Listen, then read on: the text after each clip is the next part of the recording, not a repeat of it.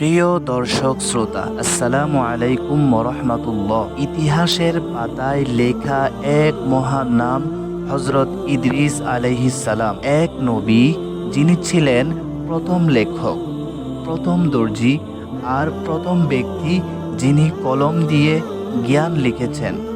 আল্লাহ তাকে তুলে নিয়েছিলেন আসমানের উচ্চতায়। আসুন জেনে নেই এই মহান নবীর জীবনের অনন্য কাহিনী। হযরত ইদ্রিস আলাইহিস সালামের নাম কুরআনে দুবার এসেছে। তিনি ছিলেন হযরত শীস আলাইহিস সালামের বংশধর। ইদ্রিস আলাইহিস সালাম ছিলেন চতুর্থ নবী। হযরত আদম আলাইহিস সালামের 6 পুরুষ পরবর্তী। তার আরেক নাম কি ছিল জানেন? আখনুক। এই নাম ছিল হিব্রু ভাষায়। আল্লাহ তাআলা তাকে বিশেষ জ্ঞান দান করেন। তিনি সর্বপ্রথম মানুষ যিনি কলম দিয়ে লিখেছেন। তিনি ছিলেন প্রথম দর্জি যিনি পশুর চামড়ার বদলে কাপড় সেলাই করে পরিধান করেছেন। তিনি জ্যোতির্বিজ্ঞান, গণিত, চিকিৎসা ও ক্যালেন্ডার প্রণয়নে পাণ্ডিত্য লাভ করেন। তার জ্ঞান ছড়িয়ে পড়ে জাতির মধ্যে। হযরত ইদ্রিস আলাইহিস সালাম তার জাতিকে এক আল্লাহর পথে ডাকেন।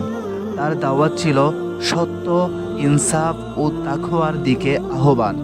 তিনি অন্যায়কারীদের বিরুদ্ধে জিহাদও করেছিলেন। ইদ্রিস আলাইহিস সালামের জীবনের সবচেয়ে অলৌকিক ঘটনা, আল্লাহ তাকে জীবিত অবস্থায় আসমানে উঠিয়ে নিয়েছিলেন। কোরআনে বলা হয়েছে, ওয়ারাফা'না মাকানান আলিয়্যা, আর আমি তাকে উচ্চ স্থানে উত্তোলন করেছিলাম।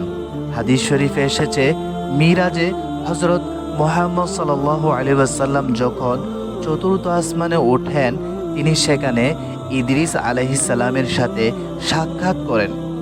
ইদ্রিস আলাইহিস সালাম আমাদের শিখিয়েছেন জ্ঞান অর্জন, ইবাদত, পরিশ্রম ও হালাল রুজি উপার্জন ঈমানের অংশ। সত্য কথা বলা, অন্যায়ের প্রতিবাদ করা নবীদের পথ। হযরত ইদ্রিস আলাইহিস সালাম ছিলেন এক মহান আল্লাহর বন্ধু। তার জীবন একটি দীপ্তমান নক্ষত্র, যা আমাদের দেখায় কিভাবে জ্ঞান, সবর ও তাকওয়া মিলিয়ে আল্লাহর নৈকট্য অর্জন করা যায়।